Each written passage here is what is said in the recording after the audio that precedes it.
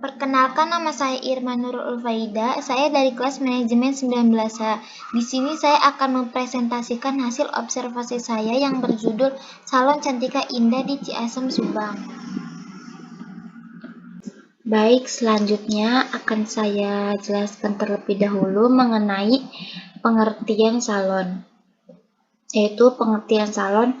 Salon adalah tempat yang sering didatangi para kaum hawa sebagai tempat mempercantik diri sekaligus meningkatkan suasana hati. Disinilah para wanita biasa dimanjakan dan diberi layanan yang memuaskan, tanpa membuat mereka repot. Dewasa kini, salon tak lagi identik dengan sosok wanita saja. Anak kecil, bahkan pria dewasa pun kini gemar pergi ke salon. Ya, di sini ada aspek legal, yaitu yang pertama jenis perusahaan. Jenis usaha ini yaitu di bidang jasa. Salon ini menyediakan potong rambut, smoothing, maupun perawatan wajah, dan lain-lain. Yang kedua, akte notaris. Nama Santika Julnijar SHMM dengan nomor 562445367. Keputusan Menhukum yaitu memberi pengesahan bahan hukum Salon Cantika Indah sesuai akte yang dibuat oleh Notaris Santika Julnijar SHMM pada tanggal 24 September 2008 dengan nomor pendaftaran 6032142234421066245. Selanjutnya yaitu ada aspek pasar. Pendekatan permintaan menekankan tentang kebutuhan manusia yang sampai sekarang belum sepenuhnya terpenuhi, atau kemungkinan sudah terpenuhi namun kurang memuaskan. Misalnya, masyarakat di wilayah pedesaan banyak yang pergi ke kota untuk perawatan wajah. Selanjutnya, yang pertama, pasar sasaran. Penempatan pasar sasaran atau target market merupakan suatu kegiatan yang berisi dan menilai atau memilih satu atau lebih segmen pasar yang akan dimasuki suatu perusahaan. Yang kedua, persaingan pasar. Mengelola bisnis salon kecantikan perlu kreativitas dan pengelolaan yang tepat. Strategi bisnis salon kecantikan diperlukan bagi mereka yang ingin memulai usaha salon mampu yang sudah lama dan menjalankannya. Dan yang di sini juga ada STP Estetika Indah Salon, yaitu segmentation, targeting, dan positioning. Segmentation yaitu berdasarkan wilayah dan tempat. Cantika Indah Salon memiliki tempat sendiri yang berlokasi strategis, yaitu di pinggir jalan, lokasi dekat dengan masyarakat. Segmentation terbagi menjadi 3, yaitu yang pertama segmentasi geografis.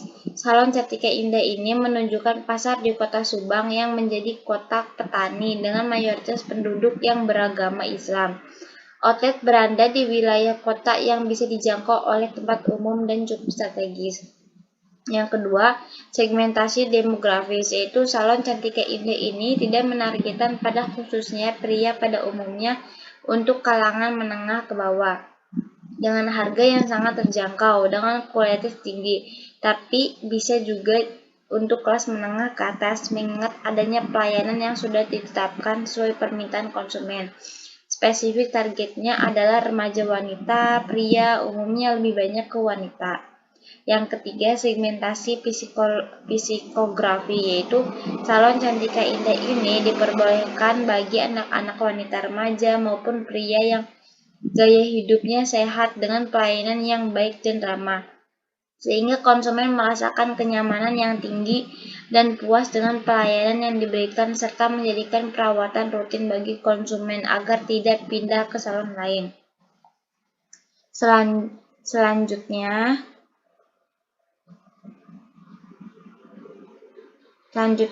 peluang pasar. Yang pertama, menarik para pengunjung yang sedang melewati salon dan mampir ke salon untuk merilekskan diri. Yang kedua, menciptakan lapangan pekerjaan bagi masyarakat sekitar. Yang ketiga, memberikan pelayanan ekstra seperti menambah layanan, makanan, minuman di salon. Yang keempat, membangun kerjasama dengan para pelanggan untuk mempromosikan salon. Yang kelima, menciptakan inovasi gaya kecantikan terbaru. Yang kedua, yaitu ada strategi pemasaran. Yang pertama itu harga. Harga yang ditawarkan sangat terjangkau, mulai dari potong rambut seharga 15.000 sesuai rambutnya. Produk. Target yang ditunjukkan pada usaha salon kecantikan Cantika Indah Salon ini yaitu wanita maupun pria. Untuk itu semua kebutuhan wanita dan pria atau pelayanan dari jasa salon cantika terpenuhi. Dokter saat ini di Indonesia sedang menggempangnya model Harajuku. Maka semua make up dan tren Cantika Indah Salon tersedia dengan lengkap sesuai selera dan tren saat ini dengan model-model baru lagi yang update. Yang ketiga yaitu promosi. Untuk memudahkan pelaksanaan penjualan, dilakukan usaha promosi. Upaya yang dilakukan untuk strategi pengiklanan baru terbatas pada pembuatan brosur dan pamflet yang kami sebarkan ke sekolah-sekolah, kampus-kampus, dan rumah-rumah. Yang keempat yaitu tempat. Tempatnya sangat strategis karena di pinggir jalan dan dikelilingi masyarakat sekitar. Jadi jika orang lain melewati jalan umum, maka akan terlihat salon Cantika Indah. Selanjutnya, di sini ada aspek sosial, ekonomi, dan budaya. Yang pertama, dampak dalam aspek sosial. Aspek sosial adalah dalam menjalankan bisnis, perusahaan hendaknya memperhatikan keseimbangan kehidupan sosial karena perusahaan hidup bersama dengan komponen-komponen lain. Dan yang kedua, dampak dalam aspek ekonomi. Usaha salon Cantika Indah akan membawa dampak baik bagi kami. Misal, membantu meringankan keuangan dalam rangka menempuh pergelaran ujian proyek akhir.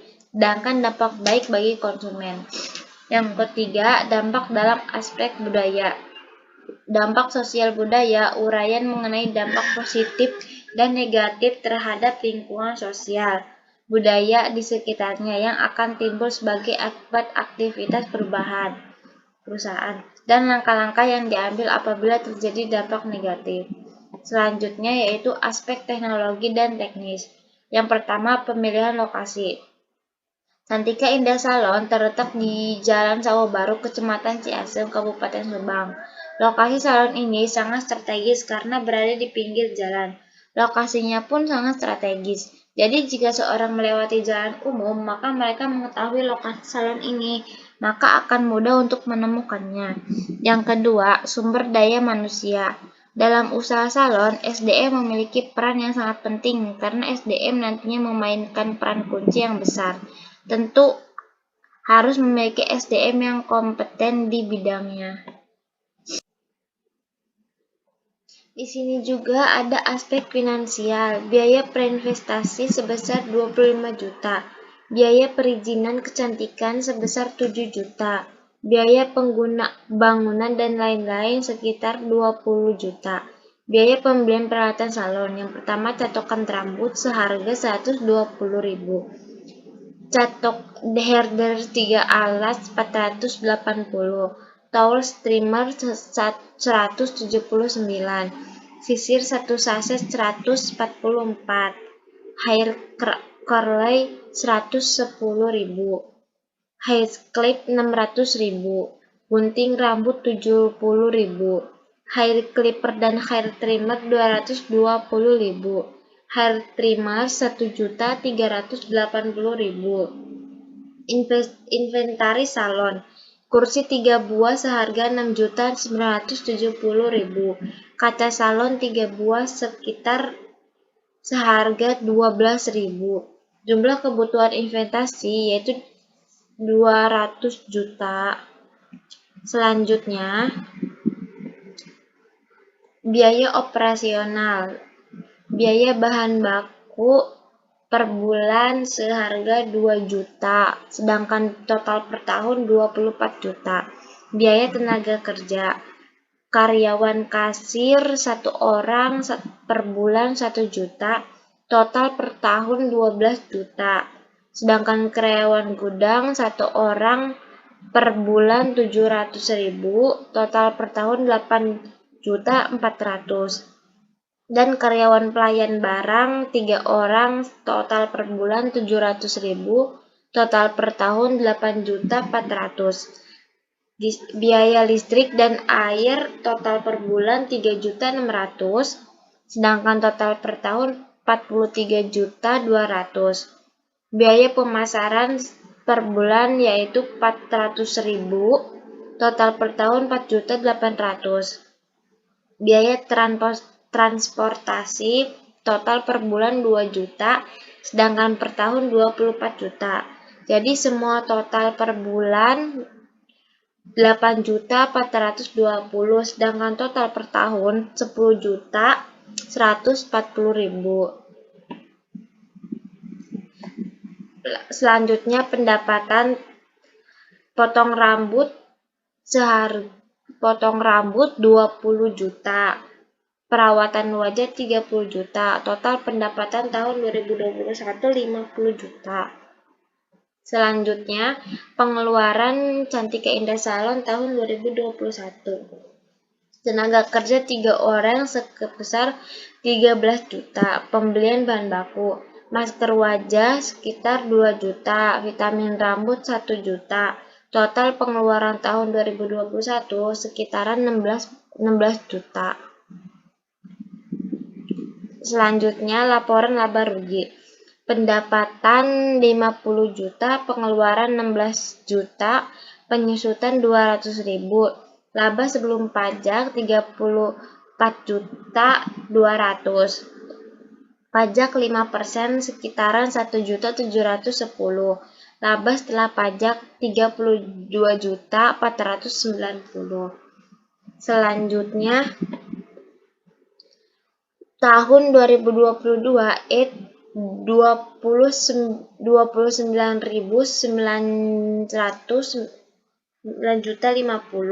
penyusutannya 200.000, kas bersihnya 30.150.000, DF 10%-nya 0,99, kas bersihnya 27.460.350.000.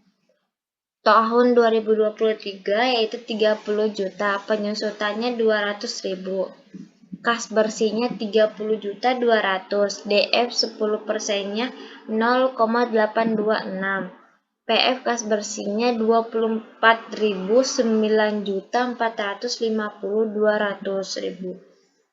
Tahun 2024, X-nya 30.100.000, penyusutannya 200.000, kas bersih yaitu 30.300.000, DF 10%-nya 0,751, PF kas bersihnya 22.007 juta 300.000.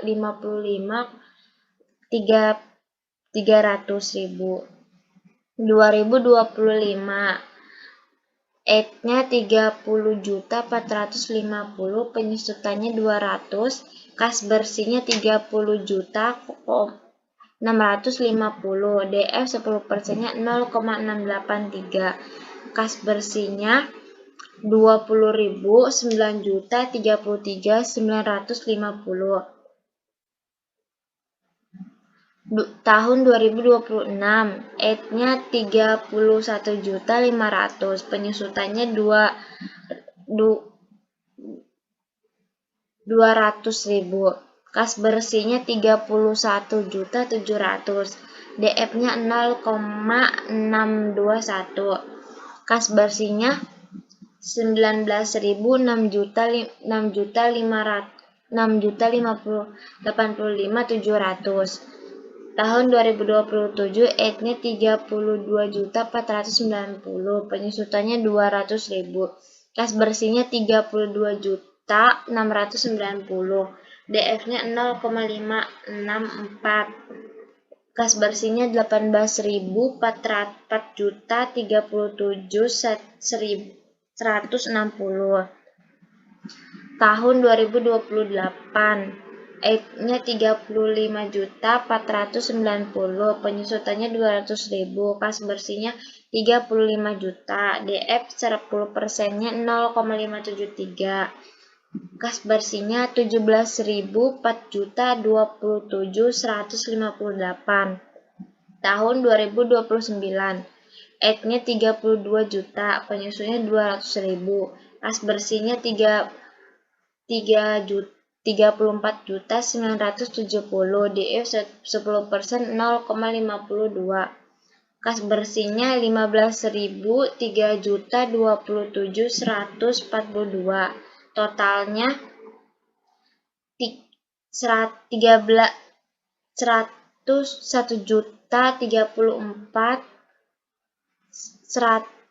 1.034.163.660.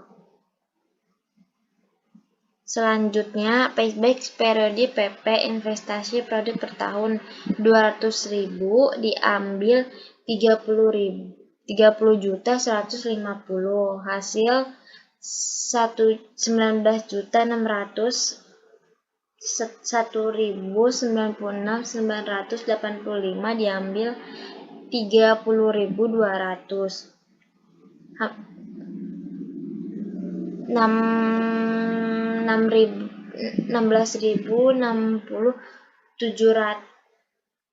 7.085 diambil 30.300, hasil 13.006.485. 13.006.4.035 dibagi 30.650 dikali 1 tahun, hasilnya 0,4 tahun atau 44 bulan. Maka payback period adalah 4 tahun atau 4,4 bulan.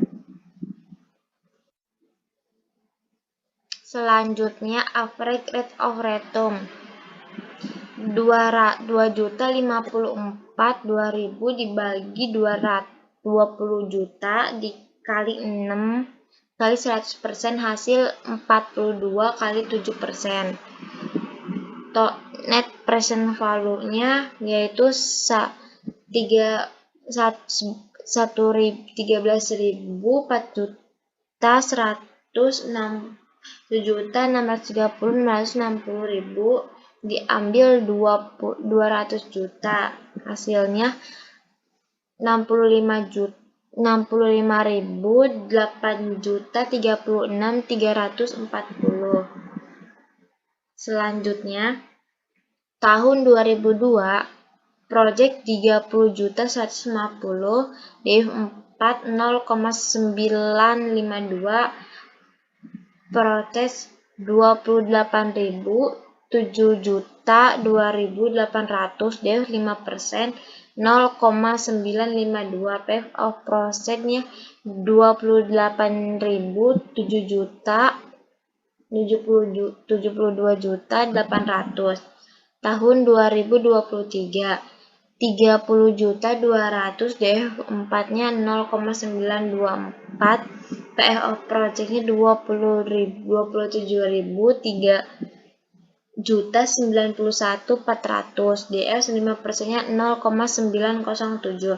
PF of project-nya 25.000, 3.009.653. 2024, 30.300.000, DF 4-nya 0,889. PF of project-nya 26.000, 1.048.900, 0,863. 23.000, 2.046.372. 2025, prosesnya 30.650, DF 4-nya 0,854. Prosesnya 25.000, 1.094.300.000, DF 5%-nya 0,822. PF of prosesnya 21.000, 5.015.932.000. 2026, 31.700, DF 4-nya 0,821. PF of project 24.821.100, DF 5-nya 0,783. PF prosesnya 20.000 20.078.123 30.690 DF4-nya 0,790 24.003.86.740 DF5-nya 0,746 PF-nya 19.002.65.524 2028 35 juta DF4-nya 0,759 prosesnya 24.850 DF5%-nya 0,710 PFDF-nya 18.861.150 tahun 2029 34.790 DF4-nya 0,730 PF of process-nya 2035 1.080.400 DF5%-nya 0,676 PF of process-nya 32.809.061.246 jadi total keseluruhan untuk prosesnya itu 3.035.440 sedangkan ekspektasinya itu 200 juta NPF-nya itu 19.004 30.035.640 selanjutnya laporan selisih tingkat bunga. Selisih tingkat bunga 20%, selisih PF-nya itu 39.435 juta 640. Selisih of process dengan ekspektasinya 3.094 3.035.640. 21%-nya itu 1.058 juta 84 juta 355. Selisih of process-nya dengan investasi 200 juta. 1%-nya itu 2.035 4.093.285. Selisih operasi dengan investasi 1.094 3.035.640.